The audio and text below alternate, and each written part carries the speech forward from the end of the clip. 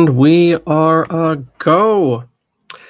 Good morning, everyone. I'm John Coleman from ApocatastasisInstitute for the Humanities, an alternative college and high school here on New Milford, Connecticut, USA. The purpose of this broadcast, thanks to your generosity and recording, is to get in day 283 of the project. And the project is our unified curricula here at the college for our enrolled private students, our monthly scholars, our monthly seminarians, our alumni who have since moved on from proper classes but still wish to be part of our learning community, and the general public. We have a marvelous integrated collection of readings that we go through on a cycle, and this is part of it. This is the version 1.0, let's say, and the introductory part of the project. But it is something altogether, and you can learn more about it on our subpage down below, including seeing past classes and a larger explanation of this work. All right, so as we get settled down here, today we're going to look, even though the music's very calm, we're going to be looking at 1848, the year of revolution. We're going to look, of course, at poetry, and then at H.G. Wells, and then at an appropriate ancillary article. But before we can do any of that at all, we must get our screen share and get our advertisement going on. That is not the advertisement. That's our initial image of the barricades, the storming of the barricades, which happened all over Europe in that year, 1848. Okay. So on our front page here, you can see so many things going on. And around the cursor goes. Where it stops, nobody knows. Well, yes, I suppose we will focus today on our Assumption Pilgrimage 2025, the 8th and 9th of August here in Connecticut. On the document here, as well as on the video, it really does cover everything about this walking pilgrimage to Our Lady of Lourdes Shrine in Litchfield, Connecticut. It's, of course, a two-day event, and the main event where most people will join us is actually going to be on the second day, and you can find out all about it. This is a really great thing that we've been doing for years. It's unbelievable that no one else beat us to this, that there was no other major walking pilgrimage to this beautiful shrine. So I break it down where we're going to be on the different days, and some notes and some helpful maps so you can see our route. And again, that's going to be on the 8th and 9th of August, before the Feast of the Assumption to Our Lady of Lourdes Shrine in Litchfield, Connecticut. Okay, with that being seen, too, and so many great things on our site from not just my angle, but also the larger staff of the college. So many great things at their Theology Center, our mathematics works, a series we're doing on Euclid with Professor Adam Myers. So many good things. And it gets even better when you join and enroll in our classes. Okay, so the next thing that we need, jump the gun there with the screen share, the next thing that we need is a poem. And I thought in this romantic year of 1848 that we would have a poem by Lord Byron. And of course, Lord Byron was a number of things, some of them good.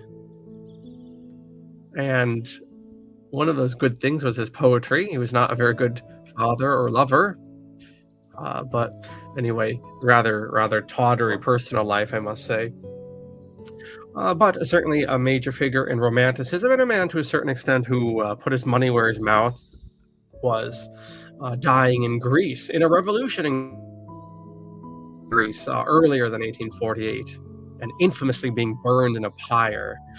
I think Mary Shelley and Percy were present for that cremation. In fact, unbelievable, unthinkable to be cremated in the early 19th century. So Lord Byron was certainly a scofflaw in many regards. Anyway, here is a poem of his, again, in the context of romanticism and youthful energy. There is pleasure in the pathless woods. There is a pleasure in the pathless woods. There is a rapture on the lonely shore. There is a society where none intrudes. The deep sea and music in its roar. I love not man the less, but nature more. From these are interviews in which I seal from all I may be or have been before, to mingle with the universe and feel what I can ne'er express, yet cannot all conceal. There is pleasure in the pathless woods by Lord Byron, George Byron. Okay, now we can cashier the screen share, and we will put on our computers here the Outline of History by H.G. Wells. We're of course making our way through the very packed chapter on the 19th century. And having looked at mechanical revolutions, we now move to political revolutions. And there's a lot more that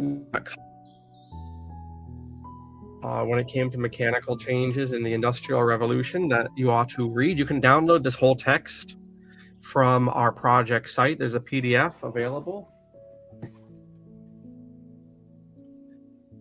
What I've decided to do for various reasons, once we really get going with this reading cycle in the very end of August 31st is when we begin week 1, day 1, is to break up the readings, not by page numbers. I had it broken up every 2.5 pages, basically, heretofore. The problem is most people have access to this in various volumes. And even the volume I'm using is different than the volume that's on the project site, which you can download.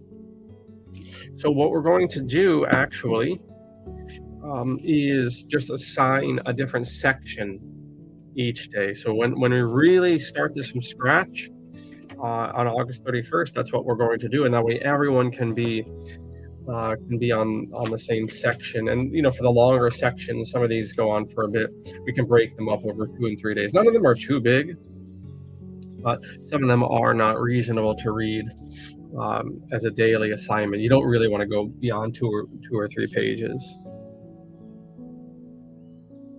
Okay, so indeed, there were many additional points he brought up about the mechanical revolution. In particular, he mentions the change in metallurgy, and how, in particular, sheet metal, the creation of sheet metal, is what allows contraptions like the steam engine and the railroad to really take off. It's not that people hadn't thought about these types of machines and these ways of moving machines and moving vehicles around. It's that there was no real practical way to do this with solid metal and so forth.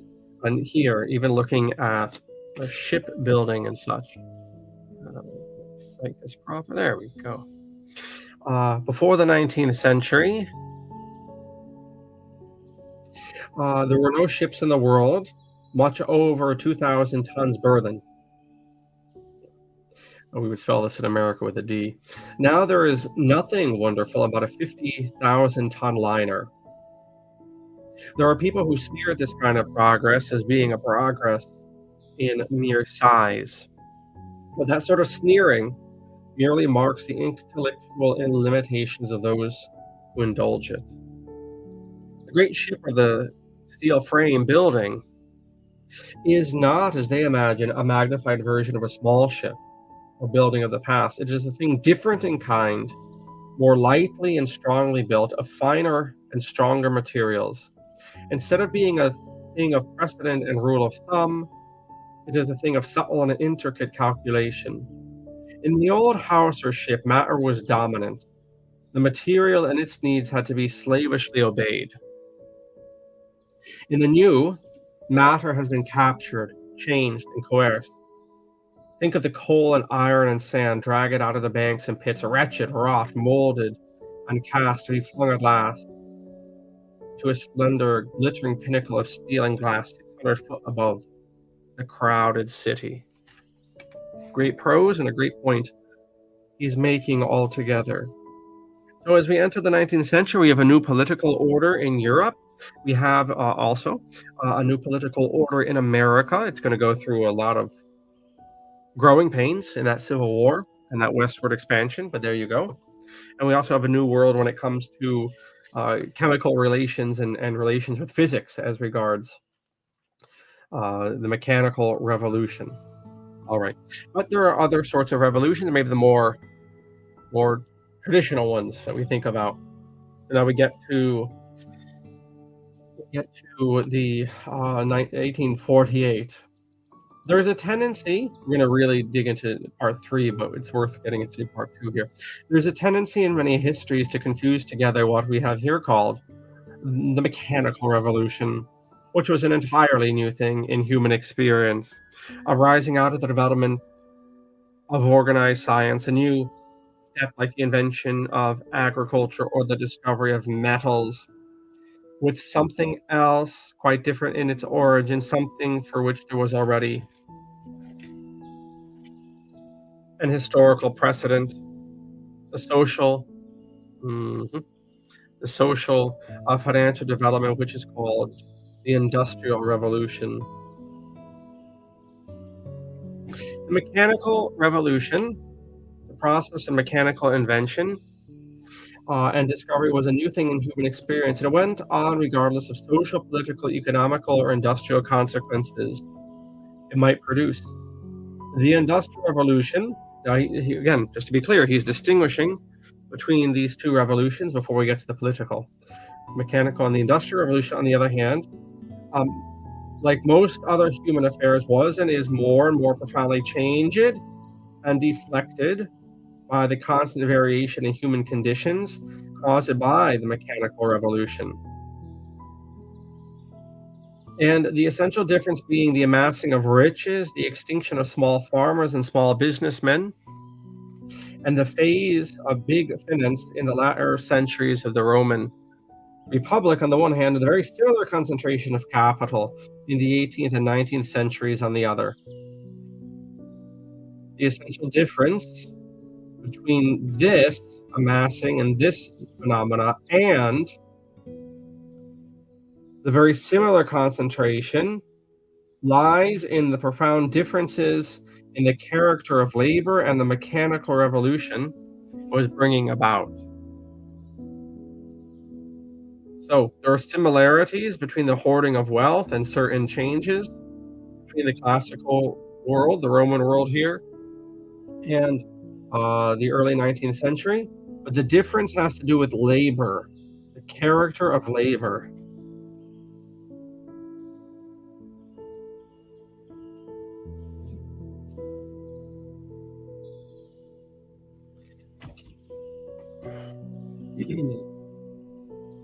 Okay.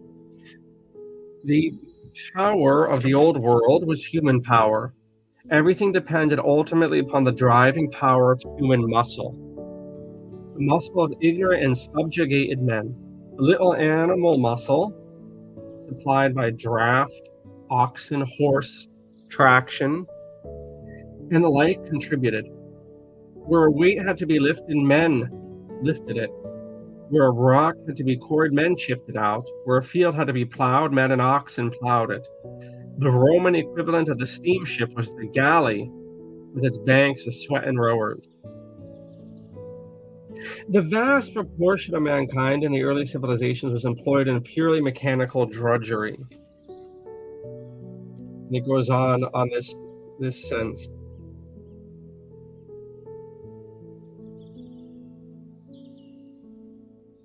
But then he jumps ahead here to our time period.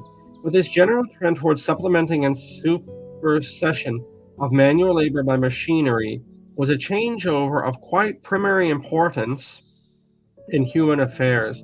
The chief solicitude of the rich and the ruler in the old civilization happened to keep up a supply of drudges. There was no other source of wealth. As the 19th century went on, it became more and more plain to intelligent, directive people that the common man had now to be something better than a drudge. He had to be educated, if only to secure industrial efficiency. He had to understand what he was about. So enter modern education. Not altogether as cynical as you might imagine, given, shall we say, the previous estate of workers, right? I mean, in my line of work, in my neck of the woods, we're always bitching about, Rockefeller education and industrial education, and gripe we should. However, what's the alternative for most people most of the time is to be a drudge, to be a worker bee who doesn't know how to sign his name. Anyway, we'll talk about compulsory education down the line. From the days of the first Christian propaganda, popular education had been smoldering in Europe, just as it had smoldered in Asia, wherever Islam has set its foot, because of the necessity of making the believer understand a little of the belief by which he is saved, and of enabling to read a little in the sacred books, which his belief is, and by which his belief is conveyed. Christian controversies, with their competition for adherence, plowed the ground for the harvest of popular education. So it's not just a matter of reading the book, but also reading what used to be called controversial material, that is to say, sectarian Christian material. A treatise on what the Baptists believe, or the Catholics, or Methodists, or whatever. In England, for instance, in the 30s and 40s of the 19th century, the dispute of the sex and the necessity of catching adherents young had produced an abundance of night schools, Sunday schools, and a series of competing educational organizations for children. The undenominational, we would call it non-denominational nowadays, British schools, the church national schools, and even Roman Catholic elementary schools. Right. So this is all the background to the political, which is rising. So you have the mechanical revolution, you have the industrial revolution, which applies the mechanical to labor, and then you have the rise here of literacy for various reasons. Part of that's liberalism, and the need to be an informed voter. But part of that is also, again, these sociological developments with the Christian sects and so forth, wanting to gain adherence, and then also just the general, I suppose, Abrahamic focus on reading, which is not possible because you can get, relatively cheap access to reading materials. Okay, now we move to the political. The chateau burning of the French Revolution was not the act of the peasantry who had overthrown a government. It was the act of a peasantry released to be the overthrow of a government. Let's try that again. The chateau burning of the French Revolution was not the act of a peasantry who had overthrown a government. It was the act of a peasantry released by the overthrow of a government. The Commune of Paris, nearly a century later, was the first effective appearance of a town artisan as a political power, and the Parisian crowd of the first revolution was a very mixed, primitive thinking and savage crowd compared to with any Western European crowd after 1830. But the mechanical revolution was not only pressing education upon the whole population, it was leading to a big capitalism and to large-scale reorganization of industry that was to produce a new and distinctive system of ideas in the common people, in the place of the mere unconformable recalcitrance and elemental rebellions of an illiterate commonality.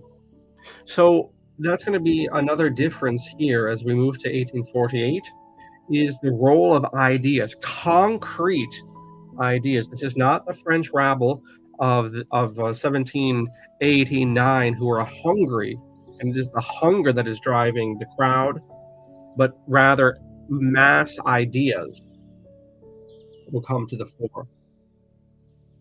We have already noted how the Industrial Revolution had split the manufacturing class, which had hitherto been a middling and various sort of class, into two sections: the employers, who become rich enough to mingle with the financial, merchandising, and landowning classes, and the employees, who drifted to a status closer and closer to that of mere gang and agricultural labor. As the manufacturing employee sank, the agricultural labor, by the introduction of this new agricultural machinery and the increase in his individual productivity, rose. Now, we are not talking about Marxism today, that's for tomorrow. But But the middle of the 19th century, Karl Marx, a German Jew of great scholarly attainments, was pointing out that the organization of the working class by the steadily concentrating group of capitalist owners was developing a new social classification to replace the more complex class systems of the past. Property, so far as it was power, was being gathered together into relatively few hands, be the hands of big rich men. The capitalist class, whilst there was a great mingling of workers with little or no property, whom we call the expropriated or proletariat, misuse of the word.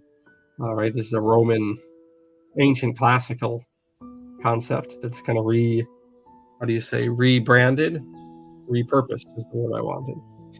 Anyway, these proletariat were about to develop a common class consciousness of the conflict with their interest with those of the rich men. So what we see here imminently with 1848 is that you have a liberal set of revolutions, especially in America and France, and then spread about by Napoleon in the late 18th century, early 19th century. It gives this sort of political equality to people theoretically, and certainly landowning people and so forth. But people realize that there are other powers in society. And so what you see now, 2 generations later, is the bleed over of these concepts of equality into economical relations, right? You can have all the civil rights you want, but you really can't do much without money. So there are other sorts of power in society. So the concept of liberalism is spreading beyond just the civil. And that continues and continues and continues, maybe in some eccentric ways, even to this very day, right? This concept of power, and so you have the abstract liberal idea of freedom, but then you have this increasing consciousness over the last 200 years that there are elements of society which stifle that, and even now in our day, elements, shall we say, of biology or reality, which stifle that. A lot of the what I would consider eccentricities concerning gender, for instance, and feminism and so forth. Whatever we might think about these late developments, they are the logical outworking of liberalism. One, in a sense, has to unsex themselves, or at the very least, become a man, in order to, in this line of thinking. I'm not advocating this. In this line of thinking, one has to unsex themselves or become a man effectively to realize the abstract promise, maybe the abstract Shangri-La of liberalism. And you can see that with all sorts of things, which we will look at in the future. All right. So there's a long discussion here, and now we finally will set up for 1848, and then take a look at our article. Until 1848, the spirit of the Holy Alliance, the spirit of Metternich, struggled to prevent a revival of the European Revolution that Napoleon had betrayed and set back. But that's arguable. In the moment of Bonapartism, you could say, okay, that was a step back from the revolution. At the same time, though, Napoleon's armies are spreading the gospel of the revolution. And Napoleon's men are quite literally spreading their seed and marrying into all sorts of peasant women across Europe and spreading things, including ideas. That way, I mean, Napoleon traveled, as you may know, with saplings that he planted all over Europe, or had men plant, trees of liberty. So the phenomena of Bonapartism, yes, in some ways is a step back from the revolution. Obviously, the French Revolution never envisioned emperors, much less empires, but at the same time, a lot of the ideas of liberalism and everyone under the law and all this jazz, that is spread. In America, both North and South, on the other hand, the revolution had triumphed, and 19th century liberalism ruled unchallenged. Britain was an uneasy country, never quite loyally reactionary, nor quite loyally progressive, neither truly monarchist nor truly republican, the land of Cromwell, and also of the merry monarch Charles. Anti-Austrian, anti-Bourbon, anti-papal, yet weakly repressive.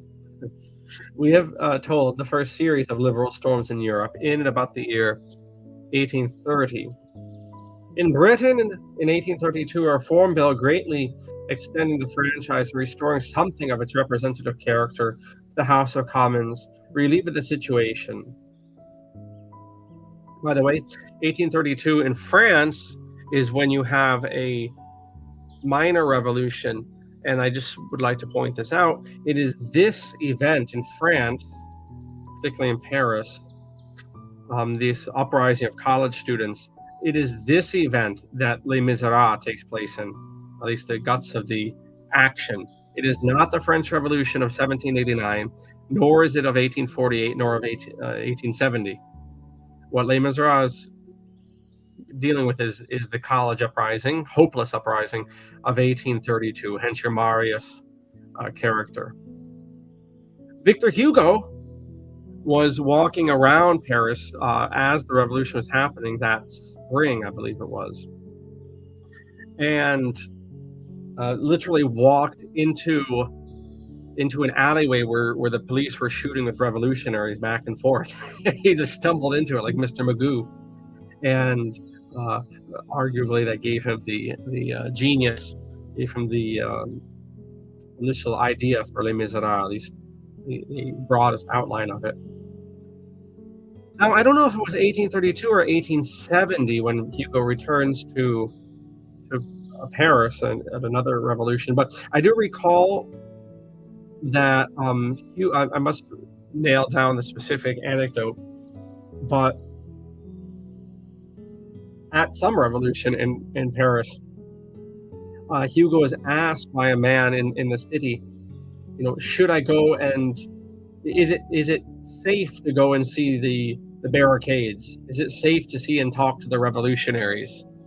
And Hugo replied, no, but if you don't do it, you will regret it for the rest of your life. Something to that effect.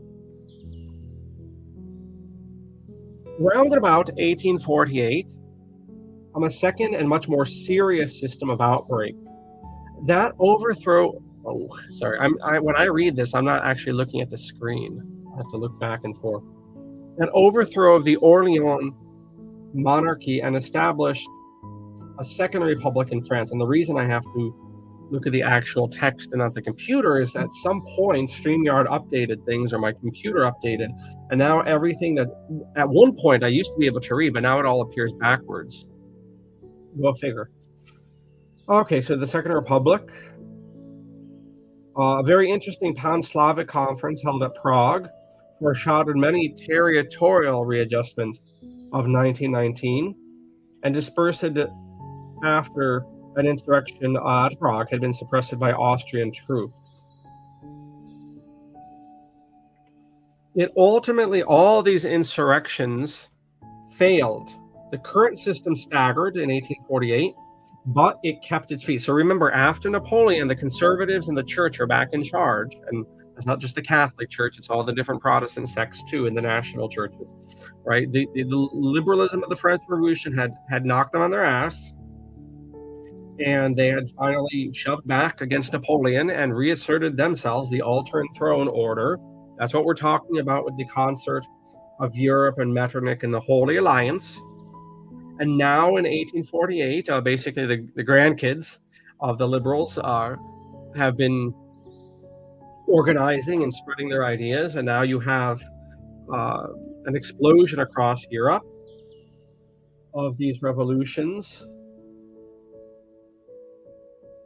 However, the old order reestablished is able to maintain its ground, is able to double down on its rule, and of course, therefore makes its inevitable defeat certain.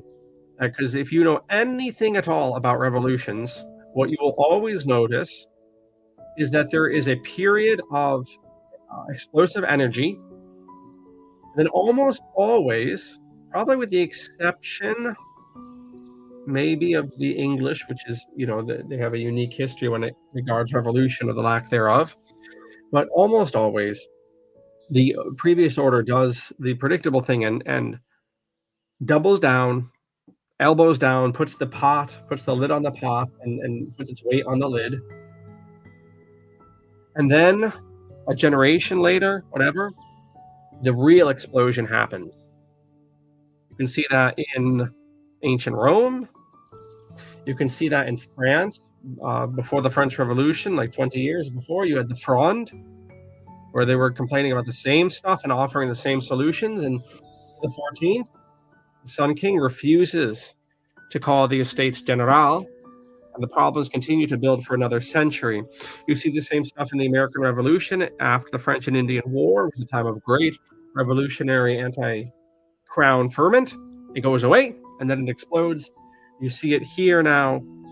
The ruling class will do this, and then it will explode effectively in the First World War and the settlement therefrom. And the Russian case, finally, it can go on. The Russian case, you have the revolution of 1905. In that case, the Tsar did take account to make certain changes, but not enough, and the revolutionaries kept growing. And then you had 1917, and so forth and so forth. Arguably, time will tell, the same thing happened in about 2010 here in America with the Occupy Wall Street Tea Party protest.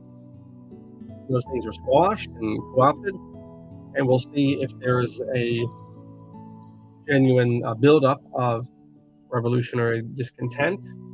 If history is anything to go by, those groups, Occupy and Tea Party, will be seen to have presaged a revolution. Time will tell. Okay, there were no doubt serious social discontents between these revolts, but as yet, except in the case of Paris, they had no very clear form. And this 1848 storm, so far as the rest of Europe was concerned, may be best described in a phrase as a revolt of the natural political map against the artificial arrangements of Vienna diplomacists and the system of suppression those arrangements entailed. The history of Europe, then, from 1815 to 48, was generally speaking a sequel to the history of Europe from 1789 to 1814. This is a sequel. We want to see 1848 in continuity with the initial liberal uprising. There were no really new motifs in this composition. The main trouble was still the struggle, though often blind and a misdirected struggle, in the interest of the ordinary man against the great power system which cramped and oppressed the life of mankind.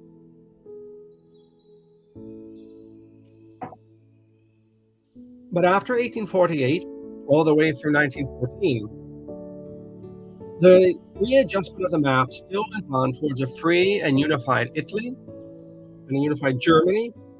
And there began a fresh phase in the process of mental and political adaptation to the new knowledge and the new material powers of mankind. From a great interruption of the new social, religious, and political ideas into the general European mind. And in the next three sections, we will consider the origin and quality of these eruptions. British way of spelling eruption. Mount Vesuvius, which I think lately blew up. Did it not? There was a volcano. Was it Mount Vesuvius or Pompeii? One of those Italian ones that exploded. Do not want to be a tourist in that. Anyway, they lay the foundations upon which we base our political thought today, and for a long time they had no great effect on contemporary politics. Contemporary politics continue to run on the old lines, but with a steadily diminishing support of the intellectual convictions and consciences of men. Finally, one paragraph before we switch to our article.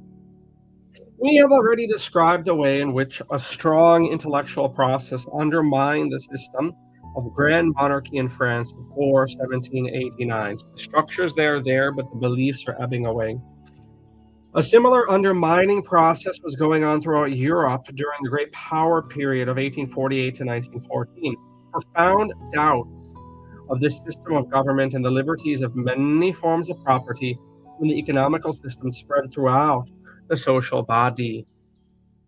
Then come the greatest and most disorganizing war in history, that's the First World War, so that it was impossible for those who live it immediately after it to estimate the power and range of the accumulated new ideas of those 66 years. They had been through a far greater catastrophe than the Napoleonic one, and were in a slack-water period corresponding to that of 1815 to 30, but neither an 1830 nor 48 come to show them where they stood. Okay. Tu autem Domine miserere nobis. Deo gracias. All right. Now we will change our camera. By the way, these beautiful bookmarks are available from our store at ApocatastasisInstitute.wordpress.com. Beautiful. They have a nice, appropriate staying on the back. Right. They have our contact information in beautiful green. All yours for the low price. We got little packs there, 3 for $5 and all this jazz. Okay. So let me cut the camera, and we will move to our screen share, continuing to look at 1848, the year of revolution. Want to see almost like an incubation, an explosion of not in a negative sense, but an explosion of bacterium, if you like, after a time of incubation, or if you like, an explosion of yeast. You know how yeast takes a while to obtain within the dough, and then when it does, watch out. When I worked in the restaurant, I remember we had ordered a huge amount of dough from the distributor. I can't imagine what we were trying to make with it. Maybe pretzels or something. It was just a lot. I mean, it was like 50 pounds of dough. It was in an appropriately sized box. And someone, I think, yes, the the air conditioning unit broke, as it was wont to do quite often. It's not what you'd want in a restaurant. And broke, 10 o'clock at night as we were closing, and no one noticed. And then the next morning in the summer, people come in at 10:30, 11 o'clock in the morning, 12 hours later. You open the door and it looks like, the Pillsbury Doughboy is about to walk out of the walk-in cooler, because the dough had come to room temperature, as had the other food, I'm afraid, and it had grown, and the yeast had activated. That's the point of all this. The yeast had activated and had bust the box altogether. All right. Okay. That is the tab I wanted. The tab has the same image that we've been using, so I just thought I accidentally pulled up the image. But no, we're right as rain. There we go. Okay. So 2023 marks the 100. Oh, this is great. Sometimes you blow the formatting, it's all janky. Marks the 175 years since the year of revolutions in 1848. The political and social upheavals and revolutionary movements that erupted across Europe, particularly in France, Germany, Poland, Italy, Denmark, and the Austrian Empire, were the most widespread revolutionary wave Europe has ever seen. Over 50 countries, 50 countries were affected. Yet this revolutionary wave occurred without any kind of central international coordination. That's bullshit. No, there were secret societies that were behind this, particularly the Masons. Uh, oh yeah, just accidentally. Come on, I mean, get real. 50 countries were affected all across Europe, even outside of Europe. 50 countries, but there was no coordination. It just all happened to be in 1848. Please. No single cause or theory can explain why they transpired. I'll give you one. Freemasons. The sentiments that fueled this year of tumultuous change were instead sparked by a confluence of various social, economical, and political factors, including widespread dissatisfaction with autocratic regimes, economical hardships, and demands for political reforms, and desires for national unification and independence. So it's not one or the other. I mean, let's be real. But I do not believe it's just random things like this. I think it's, secret societies, the Freemasons amongst others, harnessing these independent factors, right? And it's the same thing you see with the American and French revolutions. However, although widespread, many of these revolutions fizzled out or collapsed within a year. What triggered them? Was anything achieved? And why did many of the revolutions end relatively swiftly? In 1848, Europe was racked by a series of revolutions that turned the established political order on its head. Across the continent, populations erupted in revolt, and the shockwaves of these revolutions rippled across the globe. But these uprisings hold a strange place in European history. Did they succeed or fail? And why are they not better understood in the European consciousness? All right, and then he has this podcast. Okay, but we're moving on to the nuts and bolts here. From political repression and autocratic rule. Again, this is going to explode in 1914. You want to see this in a totality. Many European countries were governed by autocratic monarchies or regimes that limited civil liberties and political participation. Citizens had grown increasingly frustrated by their lack of representation and oppressive governance and censorship, leading to widespread demand for democracy over monarchy. The attempt to control the printing presses and the newspapers in the 19th century is no different in spirit than the sorts of censorship which goes on online presently. It's a tale as old as time. People resent that. Economic hardships. A series of poor harvests since 1839, economic recessions and industrialization related changes had meant decreased investment in agriculture, leading to widespread poverty, unemployment, and rising food prices and shortages. When does the Irish potato famine happen, right? 1846, 1847, right? It's right on the cusp here of 1848, right? And Ireland does see these revolutionary movements, along with everyone else, by the sounds of it. The working class and urban populations faced dire living conditions, contributing to social unrest and anger at how neglectful their country's monarch could be. Okay, so you had that. You had the Industrial Revolution and the Mechanical Revolution, but the investment for the average Joe wasn't there. In the case of Ireland, you also had a deliberate policy of extermination at work. So the potential benefits of these farming machines were not brought to bear. Ideological strings. Ideas of liberalism, nationalism, and socialism were gaining traction across Europe. Calls for individual rights, constitutional reforms, national identity, and social equality spread through the intellectual circles, influencing people to demand political change and other liberties such as freedom of the press. And the barricade, especially at this time, becomes the real symbol of revolution. We talk about Marxism and eventually the Paris Commune of 1870. You will, of course, see massive use of the barricade, both mythologically and actually. Okay, so we go on for a bit about the different aspects. What were the achievements of the revolutions of 1848? Though they superficially seem to have all been staunched by the police, the church, and the nobility. Revolutions of 1848 were diverse in nature, with each country facing its unique set of grievances and aspirations.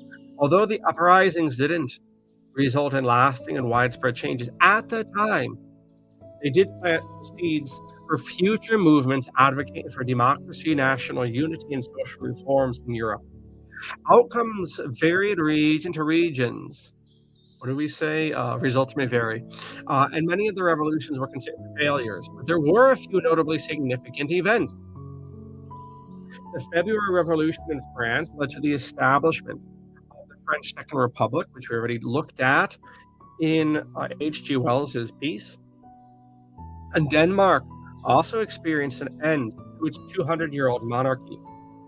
In Italy, sign of things to come, 1848 marked a series of uprisings against Austrian and other foreign rule, as well as efforts for national unification under figures like Giuseppe Garibaldi and Giuseppe Mazzini. Also, in the Papal States, there was agitation in 1848. You may know the story. In my traditional Catholic days, people used to talk about it, back when the traditional Catholics were a little bit more erudite than they've since become.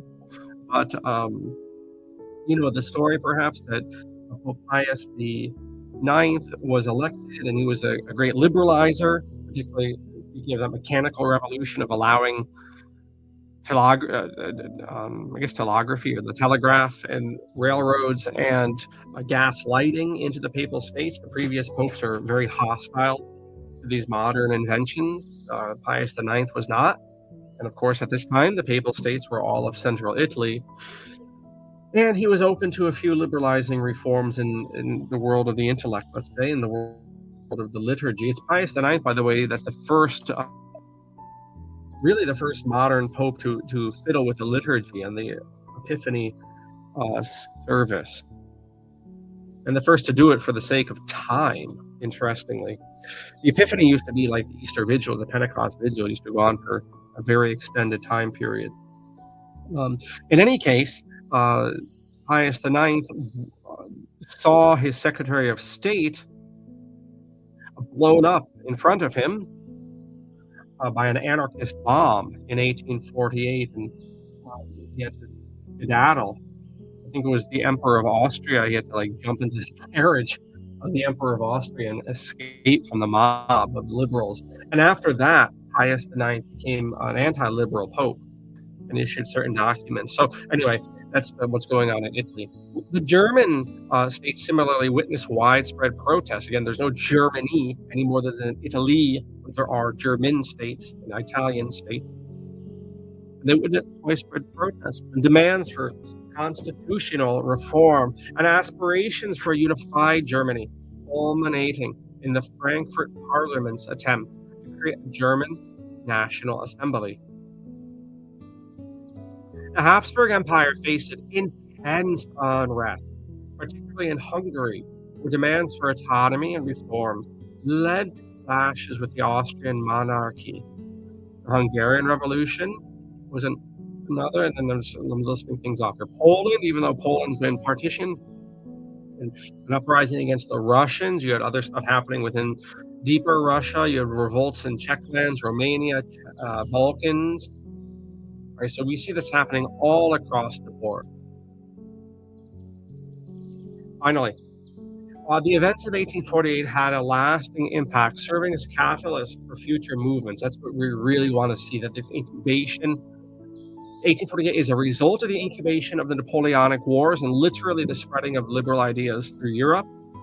It itself is the nexus for future incubation as well, which will really come to the fore in 1919 in the results of the First World War, and even in the initiation of the First World War. 1848 marked a significant turning point in European history, highlighting aspirations for change and setting the stage for subsequent revolutions and political transformations in the years to come. Tu autem Domine miserere nobis, Deo gratias. Okay, so we'll put the bird down there, and let me switch the camera, and we'll say our goodbyes. And alrighty, so there we go.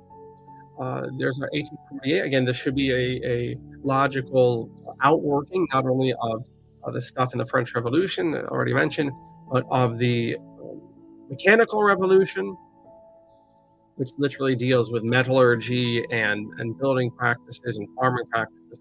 And then the Industrial Revolution, which has the whole aspect of labor relations there. And then all of this leading to a great deal of chafing, along with the assistance of certain secret societies and other more natural developments in European life to lead to this explosion. This is put down, but this, in fact, actually, like we see with revolutions historically, leads to the circumstances where the police repression and the social repression of liberalism and the revolutionary movements actually lead it to build up pressure where it really, to use the pot analogy, really blows the lid off the pot, the pressure cooker, in 1914, 1919, in the First World War, where there will be a definitive, turning against monarchies and so forth with the likes of Woodrow Wilson. And now the liberals are strong enough to really assert their will. And we'll see that when the time comes. Tomorrow, we're going to end our week by looking at socialism, which we've touched on before, utopian socialism, Owenism, and especially Marxism, and the different contrasts there. And with that, we'll put down the class there. Next week, we will get into Darwinism, by the way. And so that will be just another gas can on the fire there, another explosion of life and of perceptions of life and where things came from and where things are going. So this has been day 283 of the project. If you like this and perhaps your appetite is whetted for much more study, please consider enrolling in our private classes here at Apocatastasис. We accept students of about 15 years of age on up. And in addition to this skeletal study of H.G. Wells that we go through, we marry in other historical writings appropriate to the synchronization of the time that we're studying, as well as literature and philosophy.